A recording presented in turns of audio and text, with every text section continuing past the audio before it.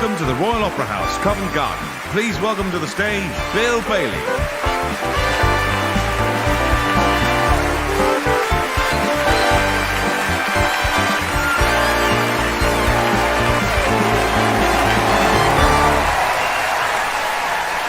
Thank you.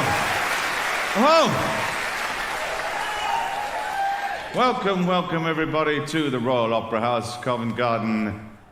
What a fantastic venue. It's a great honour to be here. Some of you, I imagine, will be opera buffs, and you'll be thinking, this is a bit odd, isn't it? Bill Bailey, a comedian, Royal Opera House. Has there been some sort of mix-up in the booking? Is Catherine Jenkins appearing at the Chuckle Lounge in Lowestoft? Which I would pay good money to see. A little bit of housekeeping before we start. I've got a jazz button. When I deploy the jazz button, it turns the Opera House briefly into a jazz club. So I will be using that in an emergency. And I also have a medieval button.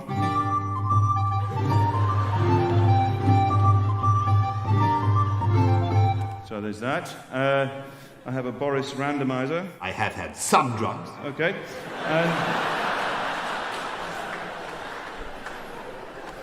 No idea what's going to come out of that. And I also have a bin of wonder.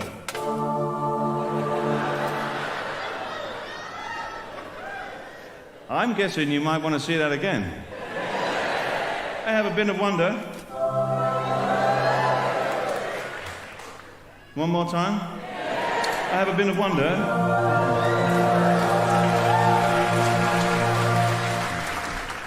Now, some of you may be thinking, why has Bill got some kind of barbecue on the stage? Well, this is actually a rather intriguing instrument. It's actually a convex steel drum, or a hand pan, a hang drum, if you will, and it makes a rather beautiful and intriguing sound. I'll give you a brief demo.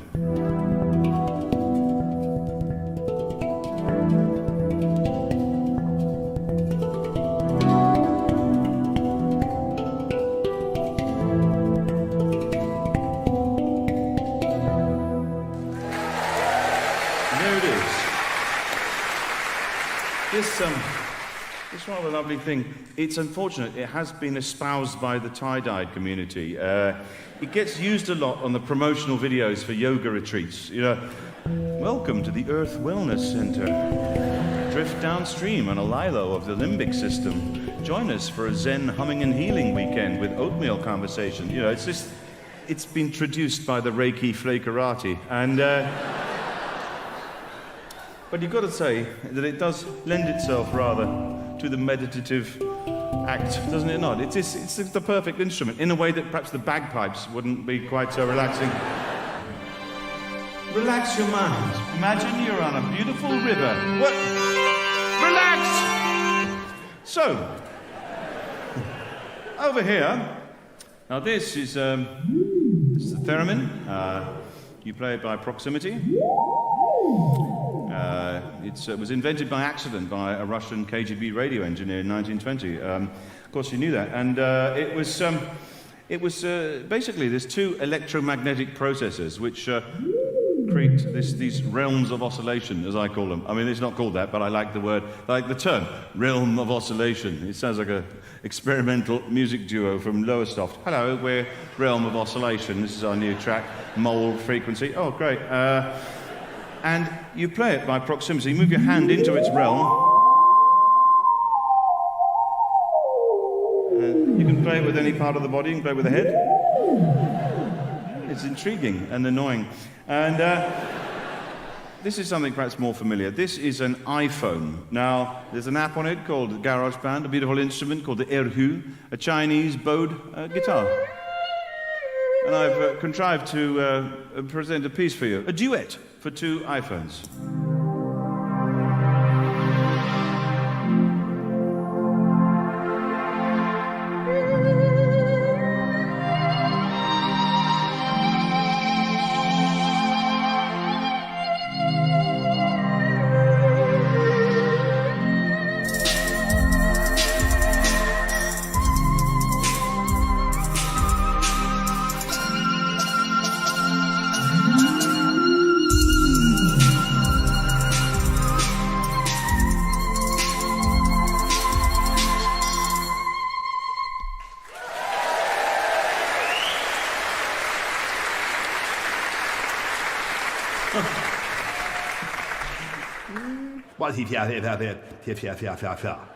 Yes, well.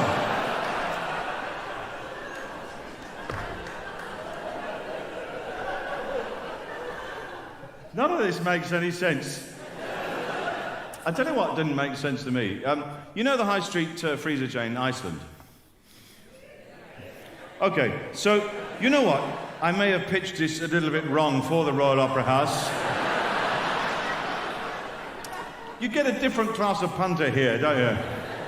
You're looking at me like, what? Like a high street freezer chain? Good Lord, what is such a thing? I love coming to these do's, you know, to hear these lowbrow comedians and the humdrum lives that they lead. Tell us more, vaudevillian. Tell us of this high street of which you speak. A mechanical device for freezing things? Good Lord. You'll be telling me that women have got the vote next? Good Lord. How do we get cool things, Marjorie? Well, a chap from the village brings a block of ice up on a cart and Francois carves it into a swan and we serve the canapes on that. Oh, I see. Carry on. So, should we try that again? You know the high street freezer chain in Iceland, right? Of course you do. Now, they got into a bit of a contretemps with the country Iceland, right? This is a true story. Iceland, the country, took them to court to stop them using the name Iceland, lest they be mixed up, right? Lest people were unable to distinguish between the two. But let me ask you a genuine question, Royal Opera House. Who are these people incapable of distinguishing between a shop and a country? Who are these people coming out of Reykjavik Airport and standing there looking around going, oh, no. No, this is just lava fields and disgraced banks. Where's me cod parcel in a cheese and chive sauce? I've got a theory about who these people might be. It's a little bit contentious. Idiots, right? We all know them. We've all seen them in Casualty. They're the ones with a compass stuck in their forehead because they tried to draw a circumference of their own face. People that say things like, wearing a mask is like living in Nazi Germany. Wearing a mask? Yeah, because that's what the Nazis are known for, wasn't it? Mild inconvenience. Oh. What, take the bins out on a Wednesday as opposed to a Thursday? It's like living in Nazi Germany. Anyway, good evening. I'm Bill Bailey, by the way. I'm a person of note. I was voted 7th most intelligent person on the TV by readers of Radio Times magazine. So, yes, thank you. Number 6 was Lisa Simpson, a fictitious cartoon character. I have a recognisable face, and sometimes it can lead to some sort of rather odd exchanges. I was driving down to the West Country. I came out of a service station and I wasn't wearing a seatbelt. These two cops stopped me, and he said, "You weren't wearing a seatbelt." I went, "No." And then he tried to tell me a story, just sort of demonstrating the dangers of not wearing a seatbelt. Didn't make any sense at all. He said, "You know the band Def Leppard?" I said, "Yeah." He goes, "You know the drummer's only got one arm?" I said, "Yeah." "You know how he lost it?" "No." "Car crash, wasn't it?" "Yeah." "Thrown from the vehicle, ripped his arm right off, wasn't wearing a seatbelt, lost his arm, drummer. His girlfriend, she was in the passenger seat, she was wearing a seatbelt, killed instantly."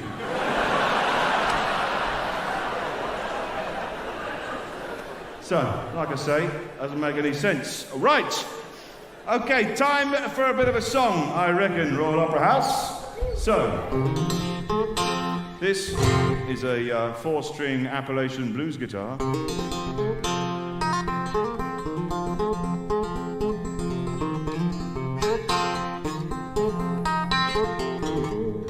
And it has been cunningly fashioned from Holy Bible. So, it makes a righteous sound.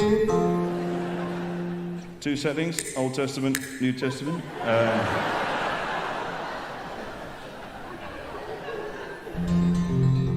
Long time ago, in a place not unlike this, I was feeling low, and I stared into the abyss, and and I prayed to the Lord. But I'm a sinner, so I was not prioritized. A heavenly voice said, your prayer is important to the Lord. We are currently experiencing a high volume of prayer. Some prayers are recorded for training purposes. You are currently a millionth in the queue.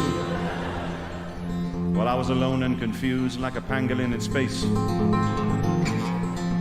in my time of torment, help came from a different place. Well, I stood on the cliff top, I looked down at the sea. I heard the devil whisper, are you looking for me? In that kind of generic American accent that the devil sometimes speaks in. You never get a West Country devil, do you? Hello there, I'm Satan. No, you're not. I flippin' well am. Got the who's and everything. Shut up, all right. Deal out the cards, son, and your soul will be released. But understand, if you lose this hand, your soul belongs to me. Deal out the cards, son, and your soul will be released. Name your card game, son. I said, happy families. Well, the devil raised an eyebrow. He said, prepare to meet thy maker.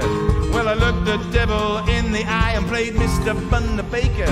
Well, a crowd of demons laughed and shrieked, and the devil's fork got closer. The devil looked me right in the eye and played Mr. Grits the Grocer. Well, the devil started cackling, and he'd be cackling yet. But the Prince of Lies had no reply to Mr. Flea the Vet. Well, the devil hung his head that day, and my soul jumped for joy. 'Cause the devil knew I still had in my hand Jones the delivery boy. I beat the devil on that day. I drank from life's sweet cup. Because there ain't no Jones the delivery boy. I made the sucker up. I beat the devil, beat the devil, beat the devil.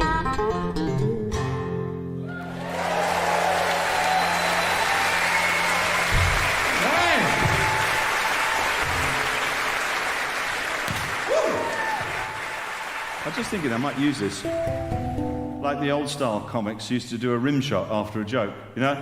They do a joke and they go ba-doom-sh, like that. This is more of a sort of a new age rim shot. You know? I could do an old style joke. I went for an innuendoscopy. He said, where do you want it? I said, wouldn't you like to know? And just a brief word about comedy, though. I mean, it's very important. We need comedy, right? We need it. You know? It's important. We need comedy to fight back against the forces of racism, right? We need that. My weapon of choice is the limerick, much underused in the battle against racism. So, here we go. The fight back starts here. I once played a game of Yahtzee. Look, it's a tricky thing to rhyme, all right?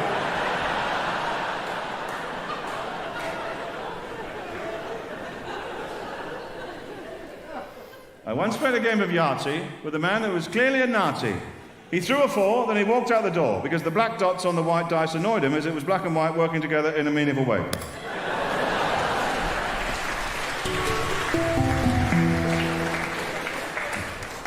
Yeah, comedy is very important. Jokes are important. Jokes are historical. I mean, one of the great classics of jokes, the joke format, the knock-knock joke, is rooted in history. Anyone know where it comes from? You. Where does it come from? No? No one? No idea. No? Big button? The front door. The what, sorry? The front door?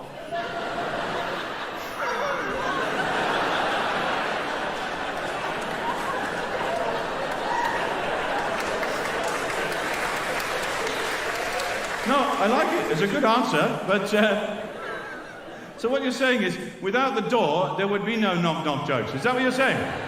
So really, what we're asking the question is, when were doors invented? That's really... Because surely the knock-knock joke followed in pretty short order after that. Well, who invented the door? Wait a minute. I see an opportunity for hilarity. Anyone else? Oh, now that is very good knowledge. Excellent work, sir. Yes, the porter scene from Macbeth. The porter wakes up with a hangover, pretends to be the keeper of the gates of hell. We've all done it. And he creates this scene where he goes, knock, knock, who's there in the name of Beelzebub? Here is a farmer who's hanged himself in expectation of plenty. It's not hilarious, but then again, a lot of Shakespearean jokes aren't really, are they? I went to town in a galliard, I came home in a Coranto. Nothing. So, taxi for Shakespeare, you know, it's... One year, we were opening some crackers and a knock-knock joke came out. My wife attempted to say it, but it went wrong somehow. She contrived to get it wrong. She picked up a little bit of paper with the joke on it. She looked at it. She said, "Who's there?" Whereupon the person she was telling the joke to said, "Knock, knock."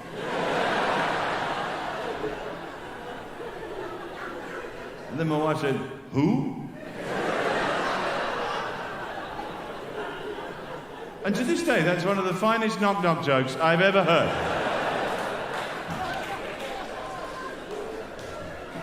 You can't eat chicken in a onesie. Yeah, well, now... Hey, look at... What is this, like the medieval news? Today, demons were driven from an agitated pig in Gloucester. So... Anyone here in a relationship? Oh, 7 or 8 people. The rest of you just singles looking for love. Is that right? Yeah. Wow, you thought going to a Bill Bailey gig, that's where you're going to pick up someone? Yeah. Yes, okay, all right. Anyone, you? What about you? Are you in a liaison, you know, with is it all fine? No, maybe this isn't the forum to discuss that, but the thing is, like, my wife and I recently celebrated 20 years of marriage, and so what I thought I'd do, I'd write a poem to commemorate this particular watershed in our relationship. It's called Love. This may ring a bell with you, or anyone from, you know, whatever end of the sexual buffet you choose to graze.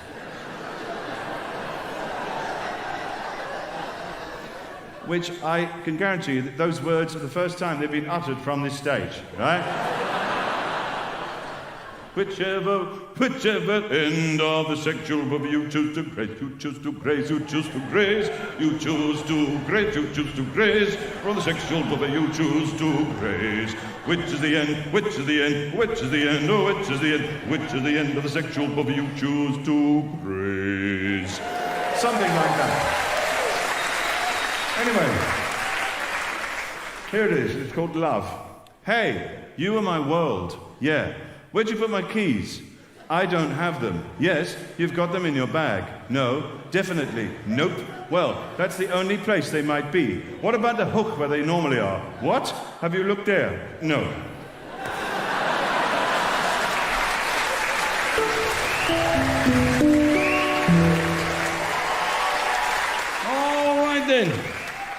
All right then, let's have a bit of class in proceedings. One of the great operatic arias, La Habanera, has this wonderful sort of mix of major and minor, you know, from Bizet's Carmen. When it goes from to the major to the minor again. It's a beautiful demonstration of the fickle nature of love. I can't do it justice without an opera singer, so will you please welcome as a special treat the wonderful Florence Wrostowski.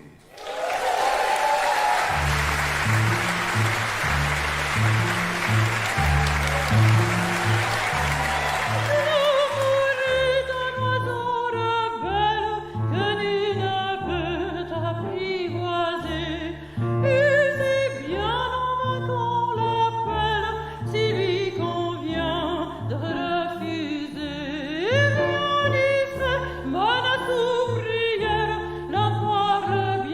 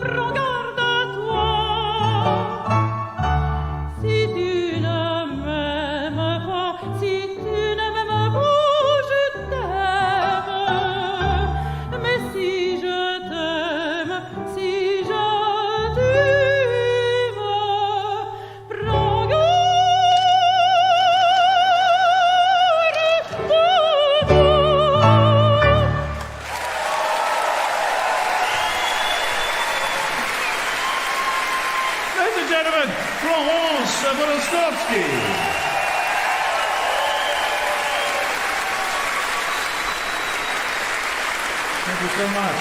Florence Savarostovsky there. What a treat. So, please, bring on the bells of opera.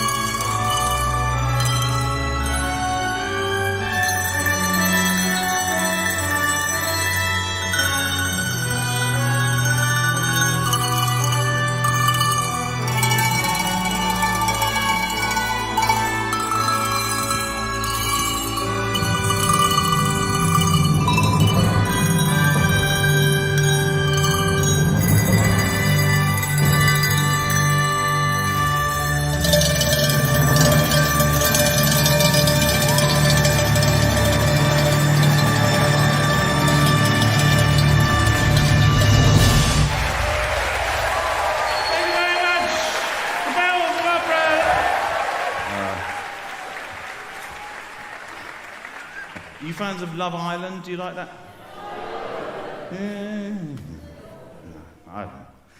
I suggested to a TV producer, I said, how about this for a different version of it, right?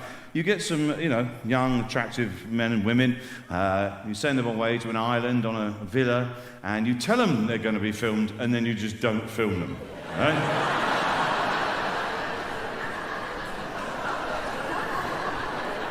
You just leave them there for years and years and years. They have to try and escape like in Papillon, you know what I mean? I tell you what I would like, though, is a kind of a Victorian-era Love Island. Now, that's something I could get behind. And what I've done, I've gone to the trouble of writing out what I imagine to be the commentary of Victorian Love Island finale week. Monday. Mary has intimated through her friend and confidant Alice that were Edward to ask her to accompany him on a stroll through the orangery, she might not rebuff him. But this strategy has come to naught, as during the night Edward died of smallpox.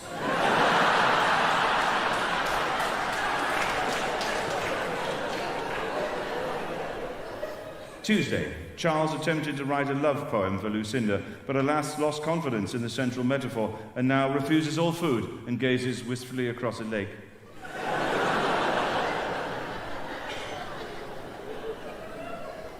Wednesday. Cholera has swept through the villa.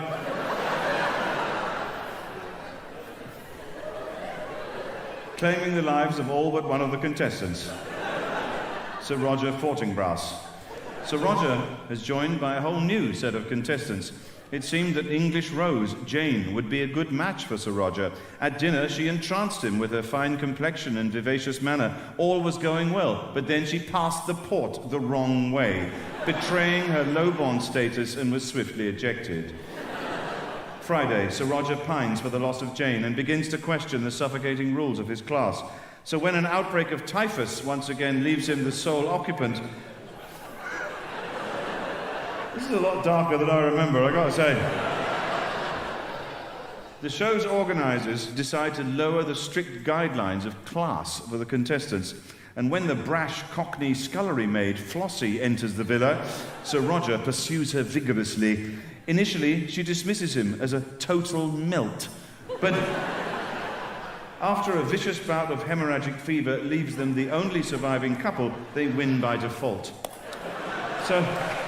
I would watch that. Seeing as we're on a bit of a nostalgic tip, I'd like to delve into my past and sing you a song from my youth, growing up in the West Country. One of my favourite songs of that time. This is Old MacDonald Had a Farm, but sung in the style of the blues man, Tom Waits.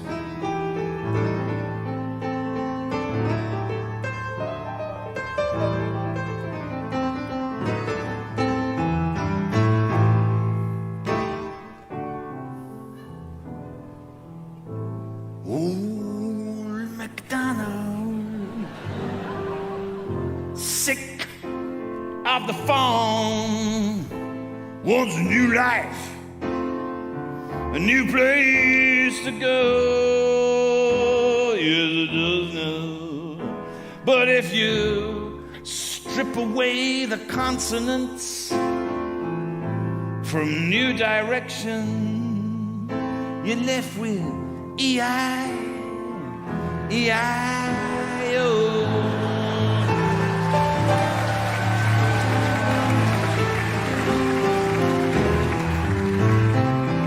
Well, MacDonald,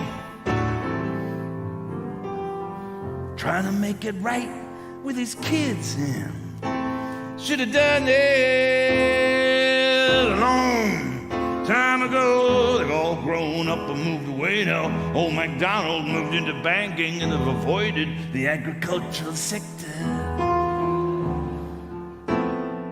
Suck out the vowels from reinvention. You get E-I, E-I-O.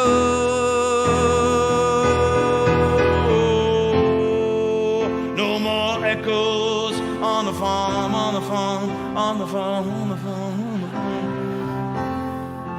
No more duck sounds in the air.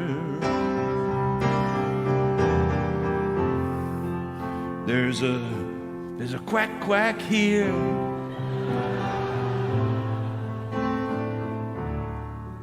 But there's no quack quack there. Drunk on the insurance money from torching the farm, old MacDonald lies in a hospital bed next to a guy with a compass in his head.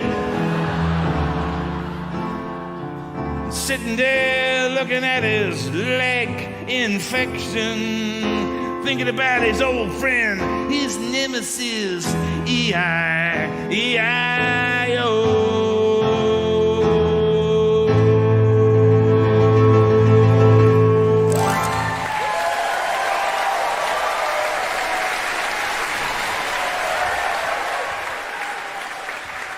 Comedy, it gets me around, you know. One of the sort of things I do when I'm on tour as a hobby, I collect Google reviews of Poundland stores. Honestly, seriously, if you've got a spare minute, it's the gift that keeps on giving. It really is. It gives you a wonderful glimpse into the world of British society. Here are a few genuine reviews of Poundland stores in Britain. 5 stars. Loads of stuff for £1. Somebody felt the need to put that in there. 4 stars. I stole from here. 3 stars. Dirty baskets. I don't know whether that's a euphemism for something.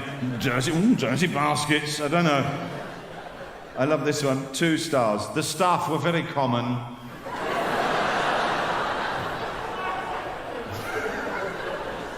My favourite, a 1-star, 1-word review, overpriced. I look for the little sort of glimmers of hope, and sometimes you find them, right? Someone has taken the trouble to set up a Twitter account in the name of Samuel Pepys, the 17th century London diarist, right? So the Twitter feed is just genuine extracts from Pepys's diary, which is a beautiful thing. But of course, this being Twitter, there's a lot of people that have never heard of Samuel Pepys, so they just think it's some old bloke talking in a weird way. So you get these fantastic exchanges like this one. This is an entry from 1665. I was mightily troubled with a looseness. Right?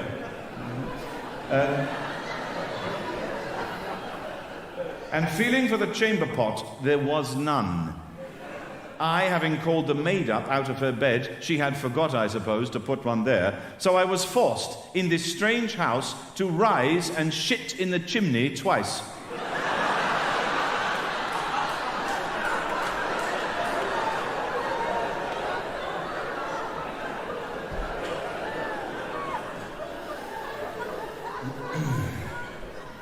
And somebody's replied, been there, bruv, been there.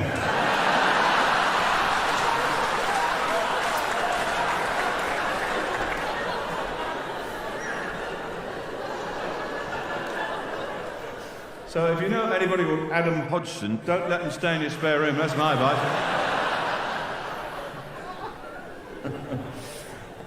Suddenly, I find myself, pictures in the tabloid, Bill Bailey, what he's wearing, what he's doing, and you become a commodity. And, things that you do and say and wear are worth money, sometimes a lot of money. Video footage, sort of intemperate comments, suddenly they're in the tabloids. And and this came to a head quite dramatically when I received a message via Twitter from someone unknown to me. And he said, Bill, I just thought I'd warn you, here are some screenshots of emails I've sent to the Sun newspaper. And I was like, immediately my heart starts going like this. Oh my God, what have I done? Have I misidentified a hawk moth? And then, so then the first email, right, this is all true. What it said, Dear the Sun newspaper, I have some compromising video footage of Bill Bailey. Would you be interested, right? So the Sun came back in short order. Yes, we would. What is the nature of this video footage, right? And this is what he wrote. This is what he wrote. He said, I was walking in the countryside and I heard a commotion in a nearby field. I looked through the hedge and there was TV's Bill Bailey trying to get on the back of a llama, right? He was clearly intoxicated. He was swinging from a bottle of Jack Daniels. When he saw me, he became abusive and shouting an Apache war cry chased me across the field. Would you be interested in this footage? And they came back and said, yes, we'd be very interested in the footage. And he said, how much would you be prepared to pay? And they came back straight away, the opening bid, £20,000, right? So the bloke messaged me and he said, do you fancy doing it? And we'll split the money.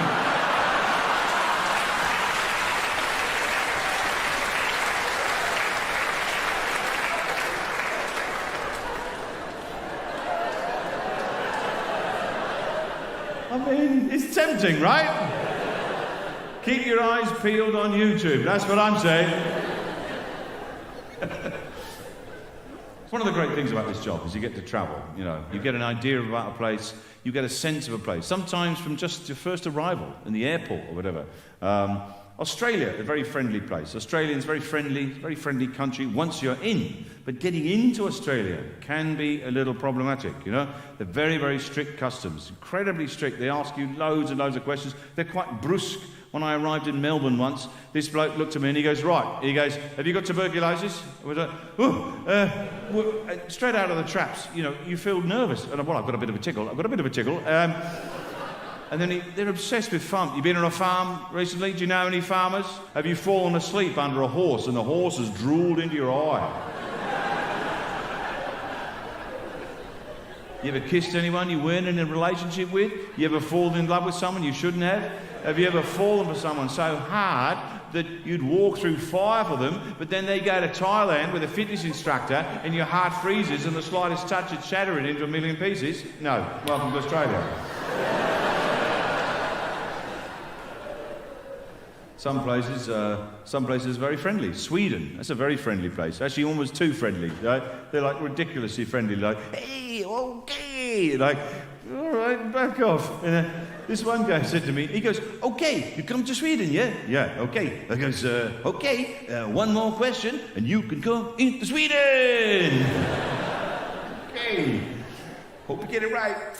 So, have you said anything mean about anybody in the last month? No. Okay, welcome to Sweden. South Africa, a little bit different. I just think I've got a bloke having a bad day. I was in Cape Town Airport and I was going through and the bloke said, what's in the bag? And I went, it's just duty free. Oh, duty free, eh? Duty free? Yeah, it's duty free. All right, what's that then? Toblerone. Toblerone, eh? You think you can bring Toblerone in, yeah? Yeah. What's wrong with that? It can be used as a weapon. No, it can't. Yeah, you put it in the freezer, you get it nice and hard, you whittle away with a sharp knife, and then you gaffer tape it to a stale baguette, you have a formidable weapon. You're just a nutter.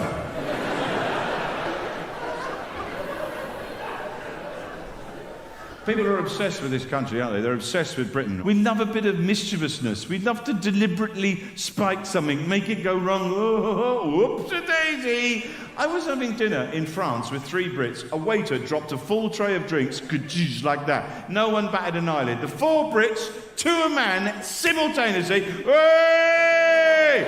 Loser, back to figure! I was on a train, right, in Britain, right, we stopped, made an unscheduled stop in a cutting, right, there was a smell of smoke in the carriage, and everyone's like, what's that? An announcement came on, I apologise for the delay, there appears to be a slight technical problem, we'll get that sorted out as soon as we can. And he forgot to turn the microphone off, so then we heard this, Gary, it's on fire, what are we going to do? The whole carriage just cheered. Hey, we're on a fire! Woohoo! People texting their friends, we're on fire, lol. On a train, fire emoji. Ha ha. These German people go, we must evacuate the train, and all the Brits are conquering up the corner. We're on fire! Woohoo!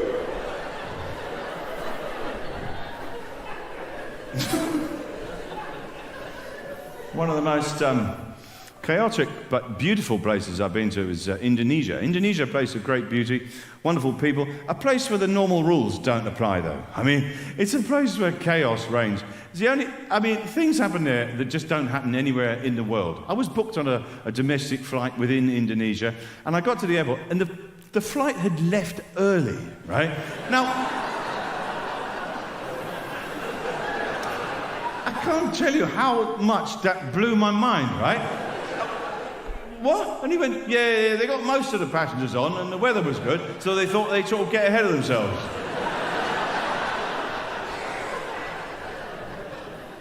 I got on a little inter-island hopper plane once in Indonesia. The safety chap was a thing of beauty. The pilot was fiddling around in the cockpit, and then he turned around like that and seemed genuinely surprised to see passengers.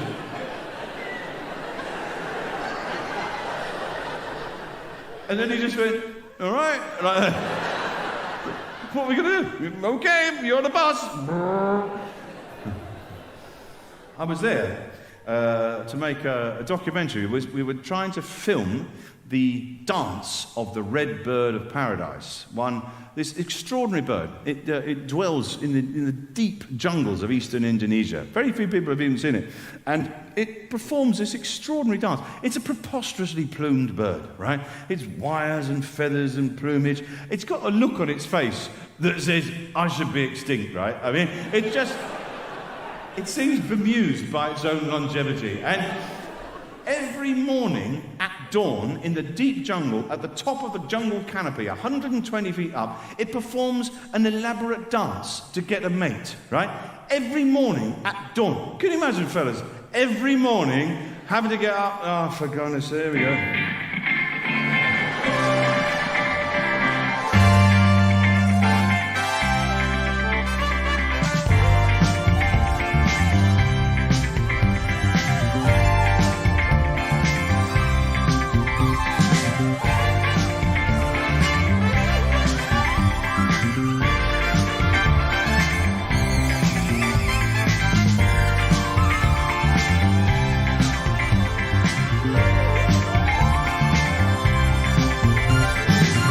Like that, every morning.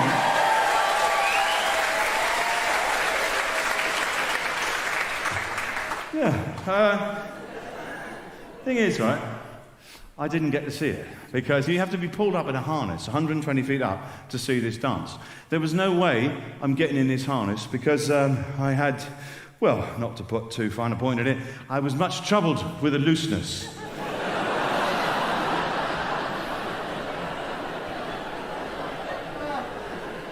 So the thought of being hoisted 120 feet up in a harness above my friends and family. Let us never speak of this again.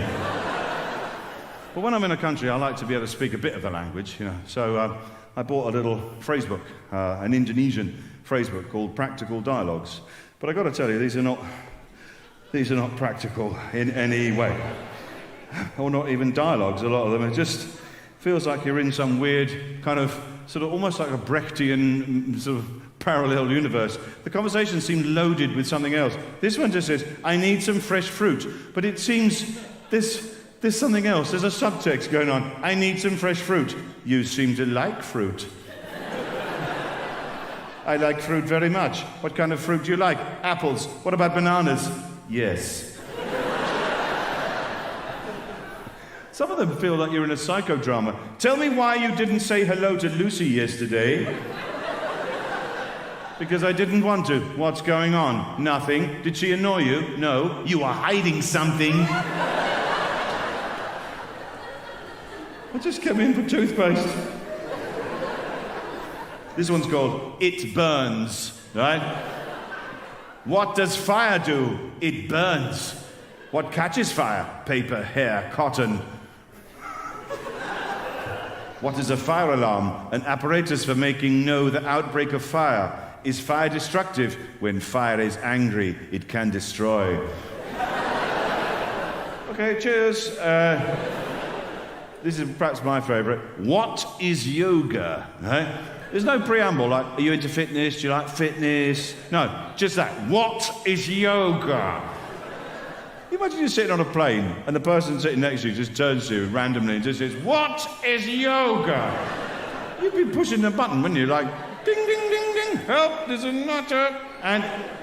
But in this world, people are very obliging. What is yoga? It is a Hindu system of meditation and self-control. What it is intended for? To produce mystical experience and the union of the individual soul with the universal spirit. Is your sister still in India?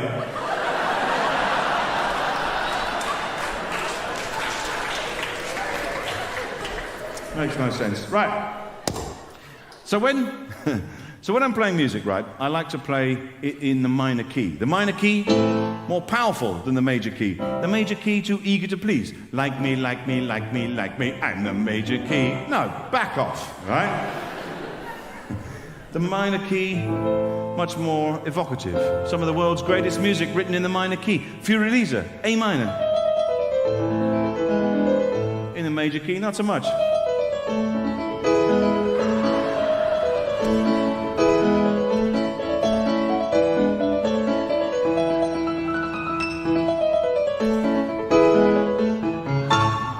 It just sounds like a Bavarian milking song.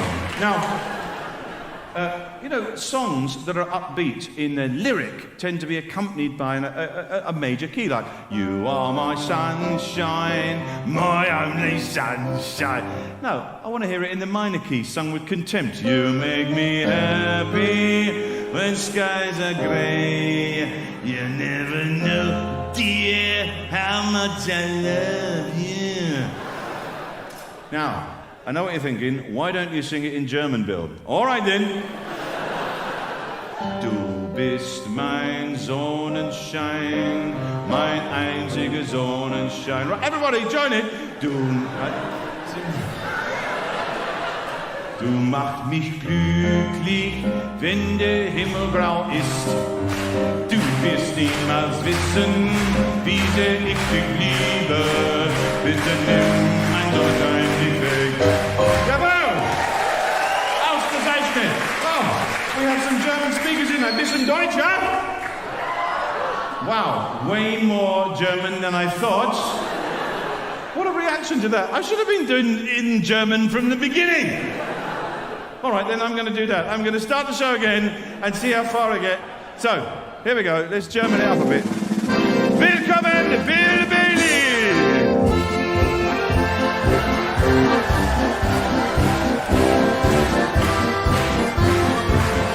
Jawohl, willkommen! Ich heiße Bill Bailey. Ich habe ein Wunderbin. Ja.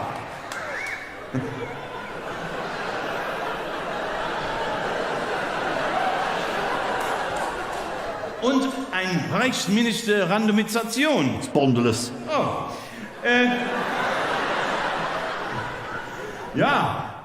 Ich für eine Innuendoskopie haben gehen machen.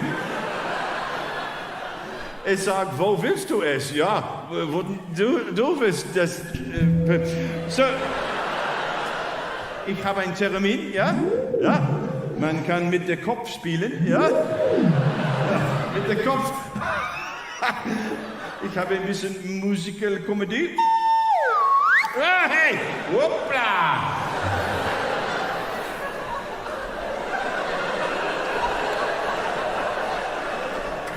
Was ist Yoga?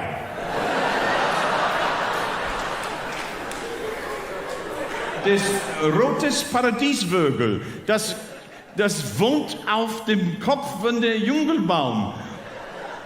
Und jedes Morgens, Herr Vögel macht einen speziellen Sextanz. So Treffen mit Fräulein Vögel. Oh, Herr Vögel, du hast einen Sextanz gemacht. Ja, ich will einen Sextanz machen, ja. Hier, komm her.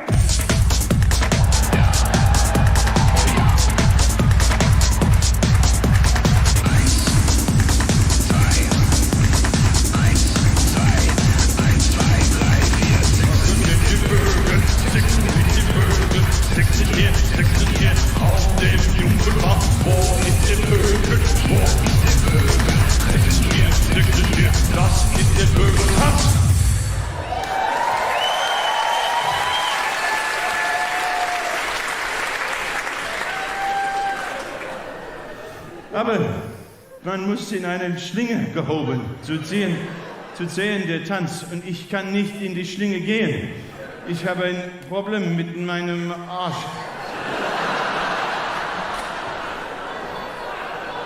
Mein Arschenwacker ist kaputt. Right, that's enough of that. Okay, right. So, now the American national anthem, very bold, very stirring music. You know, it's kind of like, gives you very stirring feelings of pride and nationalism, but if you play it in the minor key, it changes it completely.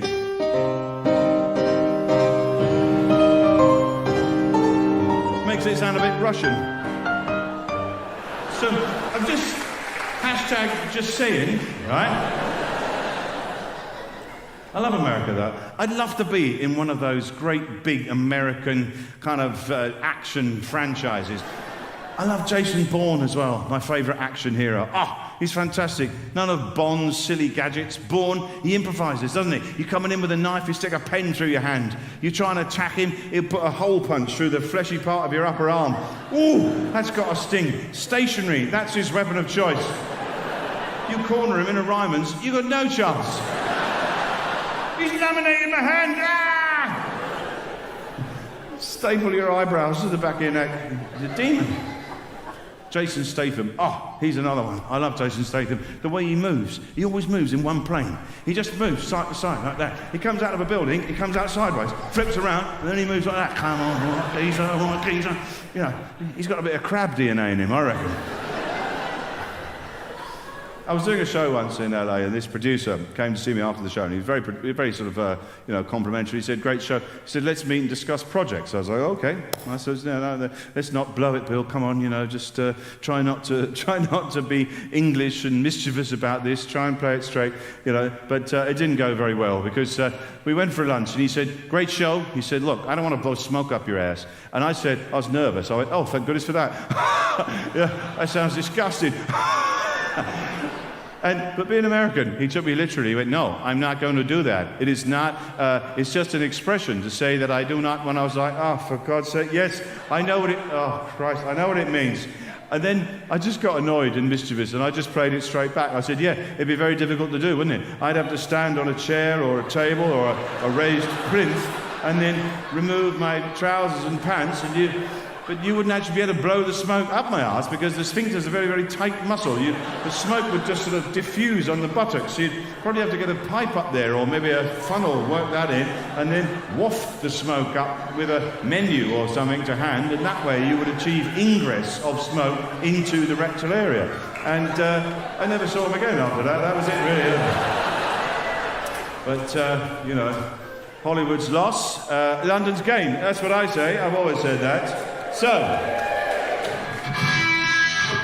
there's a true story, actually. The original director of Lord of the Rings was not Peter Jackson. It was actually Quentin Tarantino. And I would love to have seen that, just for the opening sequence, right? Freeze frame, Bruce Willis as Frodo. Dwayne "The Rock" Johnson as the Balrog. Samuel L. Jackson as Gandalf. Somebody get these mother orcs out of this goddamn mother.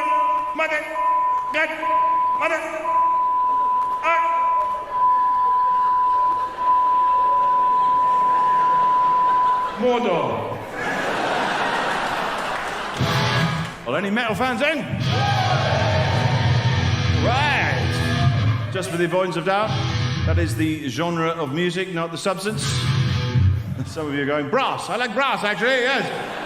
And there's somebody going, I think you'll find that's an alloy. So, know your audience, Bill.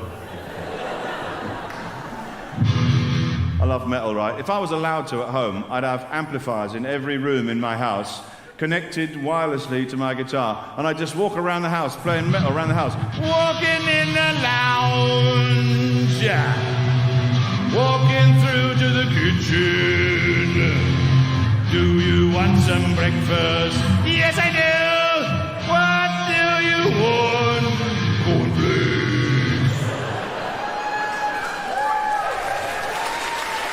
What kind of milk? Semi-skimmed. Pouring on the milk. Glug, glug, glug, glug, glug. Yum, yum, yum, yum, yum, yum, yum, yum, yum, yum, yum, yum. Finish. Putting my bowl in the dishwasher.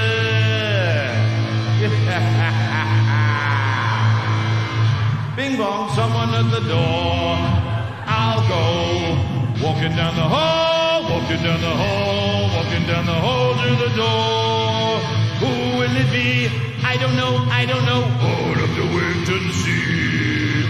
It's a mystery. Opening the door. Oh, it's Jehovah's Witnesses. I got this. I have given my life to the life of Satan. The Dark Lord dwells in my eyes. Beelzebub, they've gone. Thank you very much. Roll up a house. All right then, let us play upon the horns. The tuned Alpine cow horns. Here they are. Thank you, chaps. Here we go.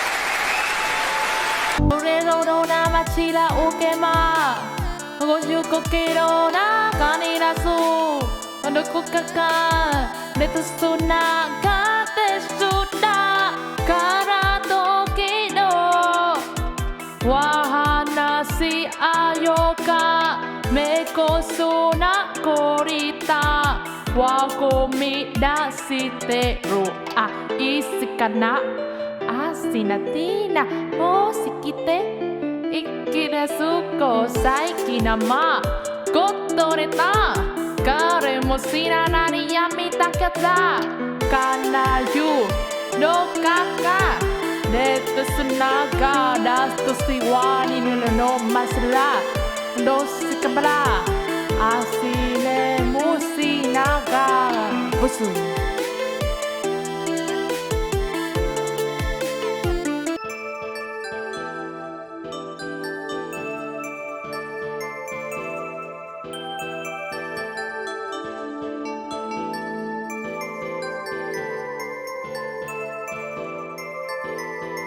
내가 고시시 때려리 juga saki obeketeru onikaga mami katai nami monoku isasi ika ikara maya kuri nani saga kari tare uko isa meiri kachi kamakaku sukinari ni umoderu Sadukan nanti Inai yoku shaka rara sama aga Mea oku boku name kime aga Hina oko ira iku Ikikak Thank you! All right then. So we have any Irish people in? There's always a few. So I'd like to send you out into the balmy Covent Garden air with a little Irish reel.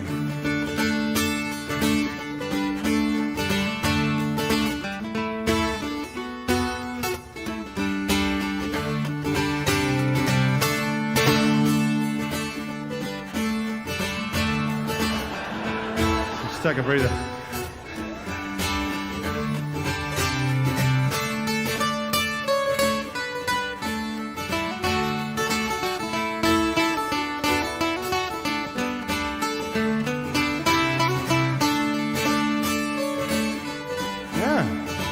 In your face, Ed Sheeran.